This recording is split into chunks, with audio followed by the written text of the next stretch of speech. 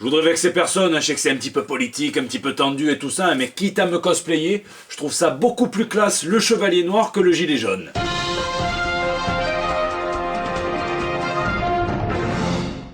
Je sais pas, hein, moi je trouve quand même que c'est autre chose. Bon, après ils ont peut-être tous peur de ce fameux article 13 et de la censure, donc c'est pour ça qu'ils préfèrent mettre un truc libre de droit, même si on dirait que le Reverse Flash vient de lever une armée. Bon, n'ayez crainte, ici c'est sans filtre normalement, vous êtes dans le JT Comics, ici votre commis, et tout de suite on passe aux news de la semaine. La ligne Lemire. Jeff Lemire a dû passer une très bonne semaine, vu les deux news Hollywood qu'on laissé passer celle-ci, les gilets jaunes, Black Hammer et Sweet Tooth ont tous les deux été optionnés pour une adaptation à l'écran. L'univers super-héroïque de Spiral City qu'il a co-créé avec Dean Ormston a été optionné par le studio Legendary pour du film et de la TV. Quant au périple de Gus, cet hybride mi-humain, mi-animal, donc dans un monde post-apocalyptique, celui de Sweet Tooth avec un être humain qui s'appelle Jeopardy, il sera adapté en série télé pour Hulu avec comme producteur entre autres Robert Downey Jr. On n'a pas fini d'entendre parler du Lemireverse. Mère de rire. Cette semaine, il s'est produit quelque chose d'extraordinaire. Un seul homme a réussi à mettre d'accord tous les fans de comics. Donc j'applaudis, même si au final, lui risque plus de se faire huer. Cet homme, il s'appelle Bill Maher. Il est humoriste, il est présentateur de télévision et journaliste politique, mais surtout humoriste. Et il écrit sur son blog un petit billet d'humeur qui vient entacher Stan Lee alors que celui-ci est encore tiède, et donc je vous ai fait un petit worst of, mais n'hésitez pas à aller lire l'article en entier pour vous faire une idée. Le type qui a créé Spider-Man et Hulk est mort, et l'Amérique est en deuil, un deuil très profond pour un homme qui a inspiré des millions de gens à, j'en sais rien moi, regarder des films j'imagine. Quelqu'un a posté sur Reddit « Je suis reconnaissant d'avoir vécu dans un monde où il y avait Stan Lee. Personnellement, je suis reconnaissant d'avoir vécu dans un monde où il y avait de l'oxygène et des arbres, mais chacun son truc. » Non mais pourquoi pas, le type aime bien se faire des inhalations d'écorce, il a ressenti d'un coup le vif besoin urgent de le vomir sur son blog, pourquoi pas. Mais ça empire. Je n'ai rien contre les comics, j'en lisais de temps en temps quand j'étais gamin, mais à l'époque, tout le monde, adulte comme enfant, partait du principe que les comics étaient pour les gosses et qu'en grandissant, on passait aux livres pour grands garçons sans les images. Et ça continue encore et encore, c'est que le début, d'accord ? Mais il s'est produit quelque chose il y a une vingtaine d'années. Les adultes ont décidé qu'ils n'avaient pas à abandonner les trucs de gosses et donc ils ont prétendu que les comics étaient en fait de la littérature sophistiquée. Et puisque l'Amérique compte 4500 universités, ce qui veut dire que nous avons besoin de plus de profs que ce qu'il y a de gens intelligents, quelques personnes stupides ont réussi à être profs en écrivant des livres comme Altérité et Anticonformisme dans le Surfeur d'argent. Ça fera plaisir à tous les universitaires et à tous ceux qui ont participé et organisé le colloque sur les 25 ans de Vertigo à Dijon il y a 2 semaines, et à tous les autres d'ailleurs que je soutiens de tout mon cœur barbu. Et attention, vous connaissez le problème des diarrhées, ça s'arrête jamais. Je ne dis pas que nous sommes forcément devenus plus stupides, le problème c'est que nous utilisons notre intelligence pour des trucs stupides.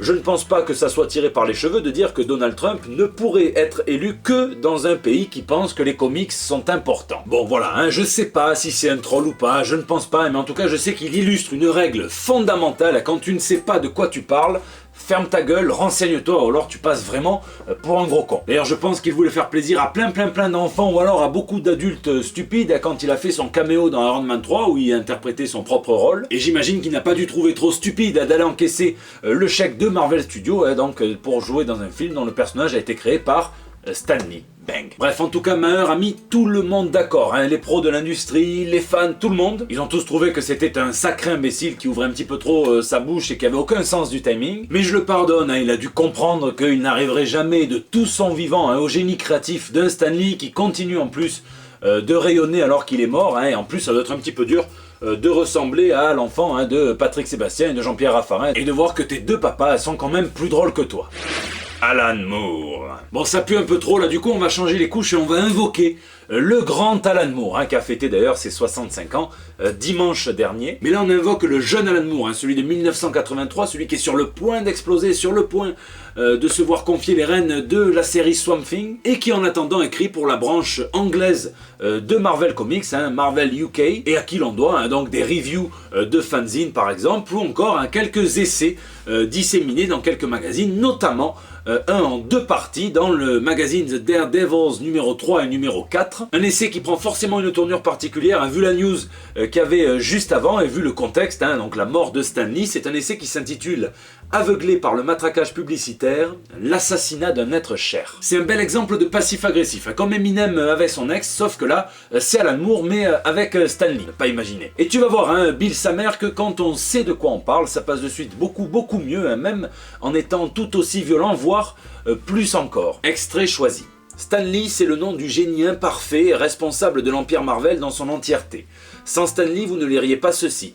Sans Stan Lee, il n'y aurait pas eu de 4 Fantastiques, pas de X-Men, pas de Hulk, pas de Thor, rien du tout. Sans Stan Lee, il n'y aurait probablement pas eu de film Conan, et c'est presque certain que l'industrie de comics tout entière serait largement différente, en supposant qu'elle existe. D'un autre côté, sans Stan Lee, vous n'auriez pas à supporter une bouse aussi glaçante que la série télé Spider-Man.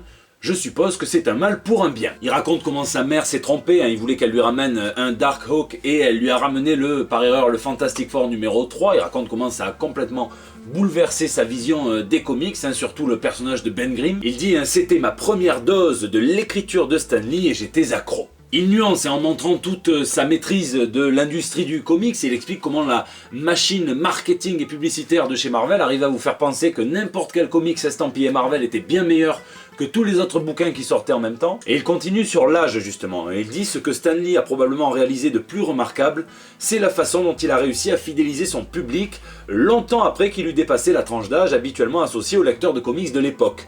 Il y est arrivé par l'application constante de changements, de modification et de développement. Mais il déclare ensuite que c'était un double tranchant. Pour beaucoup, cette période visionnaire de l'écriture de Stan Lee demeure son chef-d'œuvre. Personnellement, même si ça m'avait couché par terre à l'époque, je vois avec le recul que cela signait le début de la fin à bien des égards.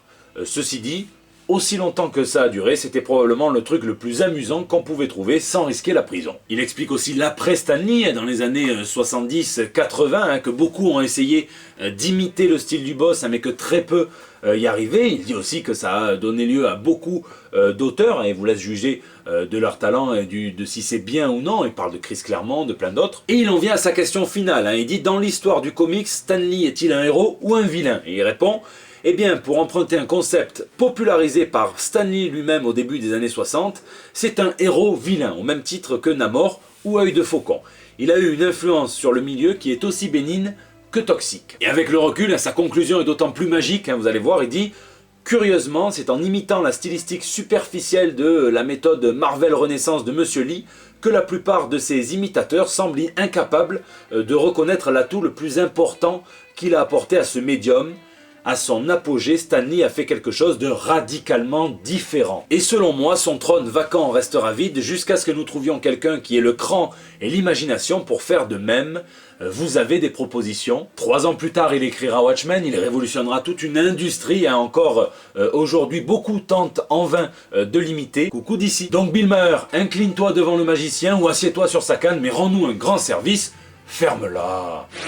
Rafale de news. Beaucoup d'annonces cette semaine, et la première c'est un comics qui sera coédité par Riot Games et Marvel, un comics LOL. Alors non, rien à voir avec Bill Maher, c'est bon, on arrête avec lui. Je parle évidemment du jeu ultra populaire, le MOBA League of Legends, et donc le premier volume de ces one-shots sera consacré à Ash. Chez DC, on nous prouve qu'on peut être le grand mogul, l'éditeur en chef, et avoir sa série arrêtée comme les autres, puisque Sideways, donc de Dan Didio et de Kenneth Rocafort, n'ira pas au-delà du numéro 13. Moi, si j'étais les Terrifics, ça j'applaudirais du cul, je vous le dis. Chez Marvel, plus de doute, les X-Men reviennent. Il n'y a jamais eu autant de séries, mais ils reviennent pas pour rien, ils reviennent pour en chier. On nous avait déjà dit qu'ils seraient démontés, et là, dans le numéro 11, on nous tease la dévastation, dans le 12, on nous tease les derniers X-Men, avec Wolverine et Cyclope qui viennent tout juste de se réveiller de leur grande sieste, tu as compris. Mais c'est pas tant les derniers que ça, puisque 5 mini-séries vont voir le jour, elles seront hebdomadaires, elles seront plus ou moins en 5 épisodes, et elles nous raconteront donc les événements à travers telle ou telle équipe, et ça sera sous la bannière commune de Age of X-Men. C'est par des grosses équipes, et même Iceberg va avoir droit à son one-shot, c'est peut-être pour ça qu'on se pèle autant le cul en France en ce moment. Marvel avait promis plus de gros events, mais apparemment ils ont un petit peu de mal à arrêter, puisqu'ils viennent de donner plus de détails sur le War of the Realms de Jason Aaron, et qu'ils n'hésitent même pas à comparer ça à Secret Wars, donc une espèce de guerre entre tous les royaumes de tout autour du globe et qui implique les plus grands héros de l'univers Marvel. Et je sais pas vous, mais moi l'image de promo elle me fait penser à une foire médiévale qui se tiendrait juste à côté d'une Comic-Con et que ça serait parti en bagarre générale entre tous les cosplayers des deux événements, quoi. Arkham Knight va devenir canonique dans le Action Comics numéro 1000 et Peter Tomasi et Doug Mahnke vont donc faire plaisir aux fans de ce vilain du jeu vidéo en l'introduisant donc dans les pages des comics. Mark Russell et Mirko Kolak se chargeront de réinventer le personnage de Red Sonja pour Dynamite. Et Greg Pak et Janice Milano-Janis, c'est un artiste, pas une MST, sortiront Ronin Island. Donc ça se passe dans une Corée, un Japon et une Chine un petit peu dévastées. Donc c'est un peu post-apocalyptique. Il y a des gens qui a priori n'auraient pas fait équipe naturellement, qui vont devoir faire équipe pour construire une nouvelle société. Ça a l'air très bon, mais j'avais dit pareil de John Wick. Et Greg Pak m'avait un peu déçu sur le coup. Planète Fiction, j'ai un code promo. Eh ouais, qu'est-ce que tu vas dire là, la youtubeuse beauté? Il n'y a pas que vous, il y en a un petit peu pour les autres. Avec le code COMI, quand vous achetez vos places pour le Planète Fiction, bien vous pouvez économiser entre 4 et 20 euros, suivant le billet que vous prenez. Moi j'aurais préféré que ça s'appelle Planète Comics, mais apparemment ils aimaient quand même bien Battlestar Galactica et Star Trek, donc il a fallu qu'ils invitent Gate McFadden et Jamie Bamber. Mais quand même, il y a Claudio Castellini qui sera là, célèbre pour son Marvel vs DC, pour son Silver Surfer ou encore pour ses Conan. Monsieur John McCrea, qui me tarde énormément de rencontrer, qui est célèbre pour avoir beaucoup collaboré avec Ennis, avec qui il crée Hitman, avec qui il crée Dix, avec qui il illustre son arc donc Herogasm sur The Boys. Là en ce moment il est chez Image Comics avec la série Dead Rabbit. David Messina a taffé chez DC sur Catwoman, sur Wonder Woman, et puis il était attitré aux séries Star Trek chez IDW. Et puis Spider-Guile, aussi connu sous le nom de Guile Sharp, qui est un illustrateur qui, grâce à ses fanarts, a réussi à se faire connaître sur la toile avec son œil aiguisé. De blague pour le prix d'une, on ne filtre absolument rien dans cette émission, vous le savez. C'est la première fois que je tente ce genre de concept avec une convention qui se veut un petit peu plus select, donc dans un joli endroit au calme où tu rentres et qu'il n'y a pas des vendeurs de t-shirts de pop culture hollandais qui te mettent de la dubstep à fond. Des places limitées pour offrir des rencontres privilégiées avec les invités, des conférences, des animations qu'avec des intervenants de qualité et rémunérés. Suivant le billet, il vous file quand même un comics et ou un jeu vidéo à l'entrée. Donc bon, même si c'est du Batman cacophonie, vous l'offrirez à quelqu'un que vous aimez pas à Noël et puis basta. Non, c'est du Panini en plus, c'est Panini Comics. Il y aura un hommage à Stan Lee qui est absolument gratuit, pas besoin de rentrer dans la convention et de payer son billet. Tous les cosplayers qui viendront pour faire une grande photo sur le parvis du château de la Busine repartiront avec un comics justement offert. Bref, c'est un petit peu plus cher, c'est vrai, mais ça promet de belles choses. Et avant de casser ton PEL, pense au code COMI.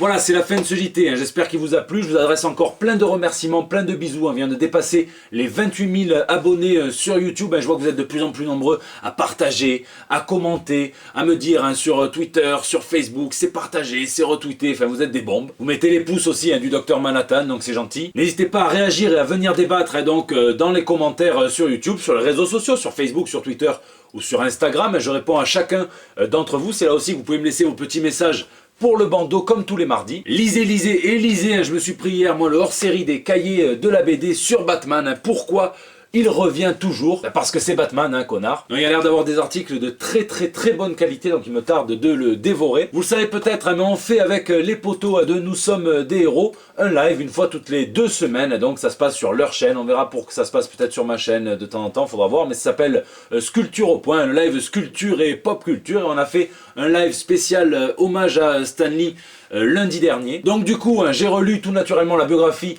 des bouts, pas tout, mais la biographie illustrée de Jack Kirby chez Néophélis par Jean Despelé, elle est en 2 tomes, c'est excellent. Et le livre alter, Stan Lee Marvel Treasury Edition, donc où on peut voir les créations un petit peu des années 40, 50, enfin avant le grand boom des années 60 de Stan the Man Lee. Donc on a fait un petit live, c'était super sympa. Et comme je vais le voir, je relis aussi du John McCrea, donc là c'est du hors-série d'Hitman, écrit par Garth Ennis. N'hésitez pas à me dire ce que vous lisez, puis moi je vous retrouve dès la semaine prochaine pour des nouvelles toutes fraîches. Oh non!